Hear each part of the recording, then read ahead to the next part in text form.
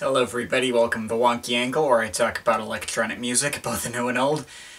And we're getting this obvious one out of the way. Well, the second I announced I wanted to make worst to best ranking videos, guess who everyone immediately asked me to do? On one hand, I'm not at all surprised, because for way too many people, Deadmau5 is literally the only artist that matters in the world of electronic music. And unlike Daft Punk and Boards of Canada, who have two small discographies and wouldn't make for interesting videos, or Aphex Twin, who's already been covered by the Sound Binge, I don't really have a good excuse not to rank the Deadmau5 albums. But Joel is kind of a weird case because, honestly, I've never gotten the impression that he cares about his albums in pretty much any way. The vast majority of them have almost no purpose outside of being a collection of random stuff he released in a given year, and not necessarily even his best stuff from that year, as many fans more familiar with his back catalog and creative process will be able to attest. And it's frustrating because he can get an album to work if he actually bothers to try. He just never really does. I mean, the songs themselves are usually good enough to make up for the lack of effort on the album front, which is why I think he's better suited to talking about individual tracks, but as someone who doesn't have the time to follow all his live streams and demos he releases anymore, the albums are the stuff I personally stick with and are most familiar with, and like I said, he has gotten his stuff to work in album form before. I know he has it in him to pull it off, so I guess there is some interesting discussion to be had with this video. So may as well get into it. Disclaimer that this is just my opinion and you can feel free to disagree with it. It's just a personal ranking and yours is likely to be completely different from mine. Also, this ranking only includes mainline studio albums. It doesn't include his recent Mouseville projects, which really feel like filler releases to me, or Where's the Drop or other compilations, good or bad. Just his 8 regular studio albums and that's it. So yeah, without any further ado, let's get right into Deadmau5, worst to best. At number 8, we have Vexillology.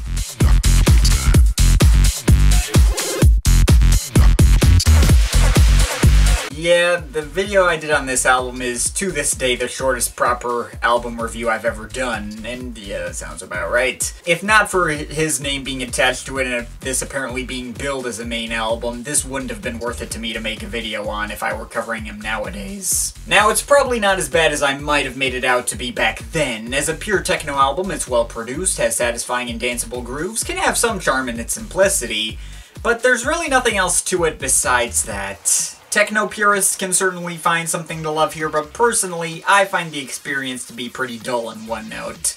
And even the best tracks on here, like 1981 and Dr. Funkenstein, are still barely above the level of some of the more fillery tracks from the days of his commercial peak. It's inoffensive, there's nothing outright awful on it, but Joel is usually a lot more interesting to me than what this album delivers, and the whole thing's just kinda to me.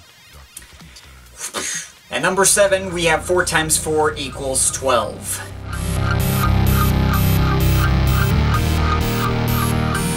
Yeah, I know this is a big nostalgia button for some people, but first of all, it's no more of a nostalgia button to me than his other 3 Ultra Records albums are. First heard all of them around the same time in high school. But I also thought this was a mixed bag at best when I first heard this, with a lot of really low points, and while I'll admit it's grown on me a fair amount since, it's still never been a favorite of mine. It feels like Joel was kinda trend-chasing with his inclusion of modern dubstep elements, which is pretty out of character for him to begin with, not only because he hates trend-chasing, but also given he's said before that he hates the sound of modern dubstep. I mean, Raise Your Weapon's really jarring second half had me thinking that Joel had fused one of his own tracks with a Skrillex remix or something just to let that collab happen. But psych, Skrillex only wrote the lyrics apparently and didn't do any production. That's still really freaking weird to me. And that's also not including how I think the last 2 tracks on here just completely screw up the ending of the album and leave a bad taste in my mouth. You Sour Patch Kid. And that's also disregarding iTunes' bizarre removal of the continuous mix and one of the best tracks, Cthulhu Sleeps, which makes this album even less worth the effort to seek out nowadays. But even if I'd likely put it in the mid-low 6 range if I were to cover it now, I still at least get the appeal of this one. It has a lot of really fun moments, the tracks link together super well, at least up through Cthulhu Sleeps. It has enough value for me to keep it on my iPod despite my belief that it's very heavily flawed. So I guess there's that too. Won't be surprised if this tops a bunch of other people's lists, it's just definitely not mine. Whoopsh. At number 6, we have W Drive 2016 album. Ah yes, the album that I reviewed literally the day it came out.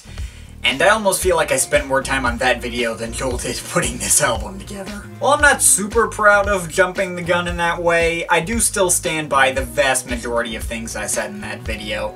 It's probably the most obvious that Joel did not put any effort into the sequencing whatsoever, just went through his folder of demos, randomly selected some tracks he felt like releasing and threw it together in like an hour. And on top of that, I don't think it has any of my personal all-time favorites of his. I think my favorite track on here is probably Cat Thruster, and that's not even close to the high points of previous albums. That said, it also doesn't have any giant low points. Like maybe 2448, but that's about it. Pretty much everything here is at least something to enjoy, and its wide variety has been a force in getting this album to grow on me.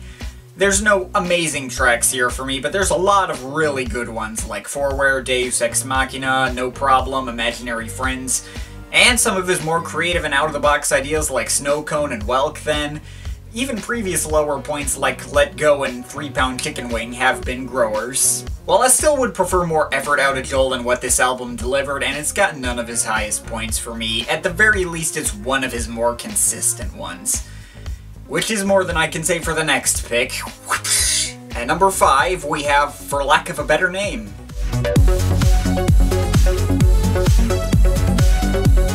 This was the most difficult album to place in the ranking, honestly, since I have really mixed thoughts on it. It has a handful of Joel's absolute best tracks, in my opinion. It starts out really strongly with hard-hitting crowd pleasers like FML and Morgos and stuff, and ends even stronger with 16th Hour and Strobe, which are two of my all-time favorites from him.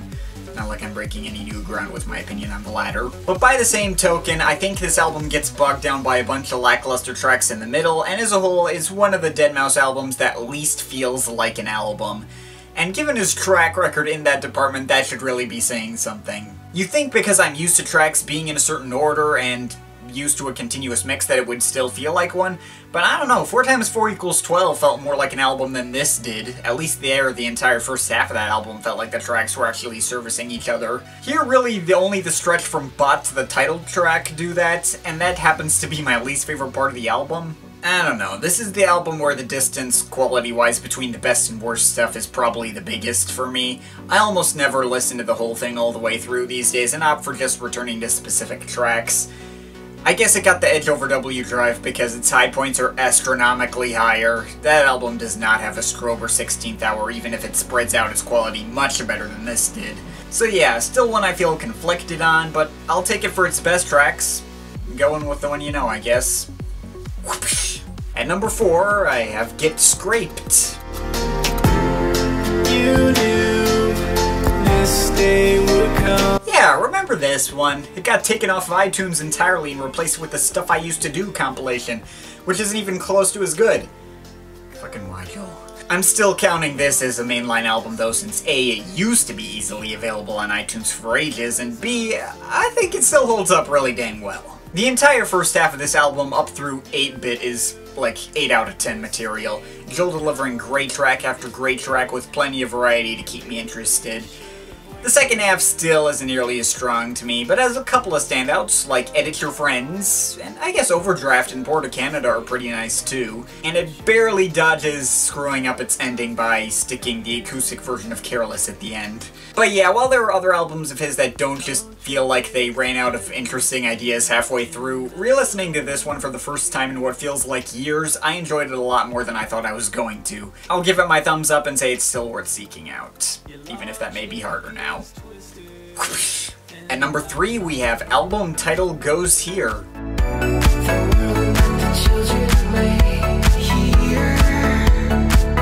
And here's one that I likely have a lot higher than most people are going to. I don't know, like W Drive, it does feel like Joel kind of threw this one together really quickly without much thought put into how well it would flow together. But unlike W Drive, this album has way more of my favorite tracks from him. I don't think there's any bad tracks on here. My least favorite is probably still the opener, Superliminal, and I'll even take that one over the lower points from other previously mentioned albums here. And I think it ends a lot better than W Drive too. Telemiscommunications does really feel like it should be the ending. Granted, so does Sleepless, but never mind that. That's a fucking great track too. But besides that, it's got longtime personal favorites like Channel 42, The Veldt, Maths, There Might Be Coffee, Take Care of the Proper Paperwork, October, and other solid tracks of his that I still really enjoy. I may not feel like Joel cared much about this one, but there's nothing on here that I don't like. Even if it's not as much other people's thing, I still hold it up as a personal favorite of his, so yeah. Whoosh. At number 2, we have Random Album Title.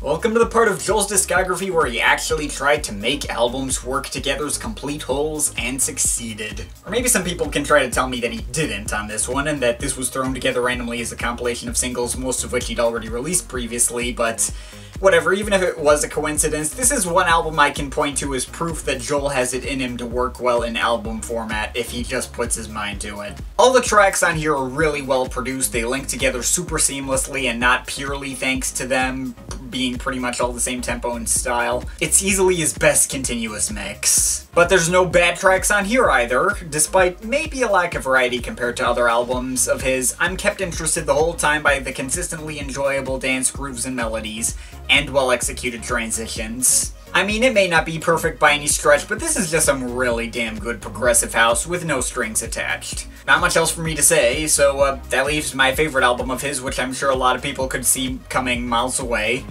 Whoosh. At number 1, we have While One Is Less Than Two.